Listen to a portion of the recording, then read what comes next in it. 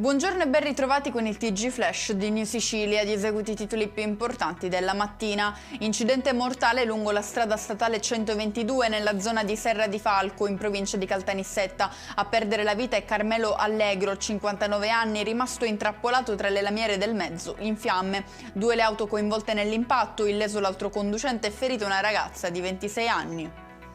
Restiamo nella provincia nissena, dove un bambino di 7 anni è stato ricoverato in gravi condizioni dopo una caduta in bicicletta. Avrebbe perso l'equilibrio e sbattuto violentemente a terra, riportando traumi significativi al volto e al torace.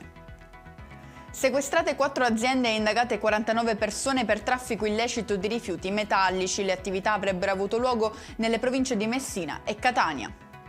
Ci spostiamo nella provincia etnea, dove è finito nei guai un giovane ristoratore della zona industriale. All'interno del locale i carabinieri hanno trovato 60 kg di carne congelata in assenza delle previste procedure di tracciabilità e sicurezza igienico-sanitaria.